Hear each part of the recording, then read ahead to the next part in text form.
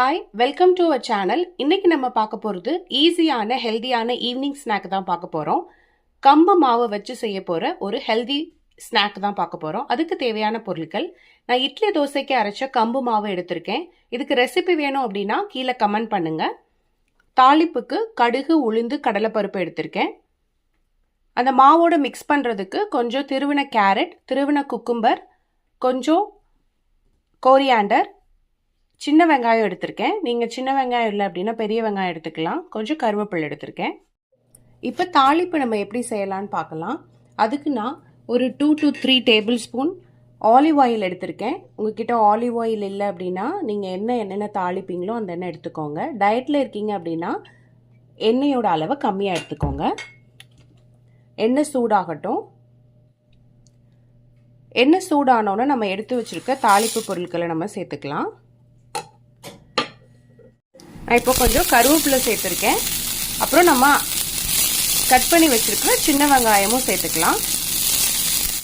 நான் இந்த பக்குவத்தில் நான் இப்போ ஸ்டவ் ஆஃப் பண்ண போகிறேன். நான் இப்போ கேரட் இதில் ஆட் பண்ணலை. நான் கேரட்டை பச்சையாக தான் மாவோட கலக்க போகிறேன். நீங்கள் வேணும் அப்படின்னா கொஞ்சமாக சாட்டே பண்ணிவிட்டு கூட நீங்கள் ஆட் பண்ணலாம்.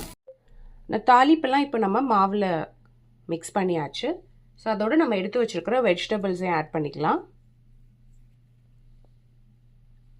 கொஞ்சம் கேரட், கொஞ்சம் குக்கும்பர், கொஞ்சம் கொரியாண்டர்.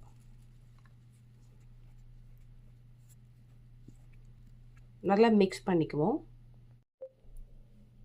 இந்த மாதிரி நல்லா மிக்ஸ் பண்ணிக்கோங்க. மாவோட அளவை விட நம்ம ஆட் பண்ணியிருக்கிற வெஜிடபிள்ஸோடைய அளவு அதிகமாக இருந்துச்சு அப்படின்னா அதோடைய நியூட்ரிஷனல் பெனிஃபிட்ஸ் ரொம்ப அதிகமாக இருக்கும். நம்ம இப்போ குழிப்பணியார செட் எடுத்து வச்சு ஹீட் பண்ணிக்கலாம். நம்ம மிக்ஸ் பண்ணியிருக்க மாவை ஒரு குழியிலே நம்ம ஊற்றிக்கலாம்.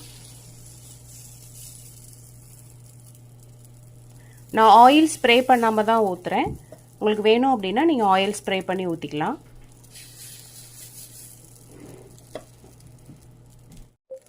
நல்லா மூடி போட்டு வேக வைங்க. 2 to 3 மினிட்ஸில் வெந்துடும்.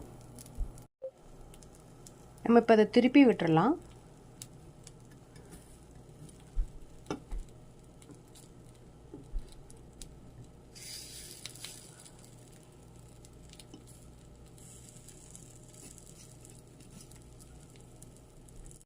நம்மளோட பணியாரம் ரெடி ஆயிடுச்சு. ஹெல்தியான ஈஸியான ஈவினிங் ஸ்நாக் ரெடி. அதோடு நம்ம பேர் பண்ணுறதுக்கு நம்ம கார சட்னி எடுத்திருக்கோம்.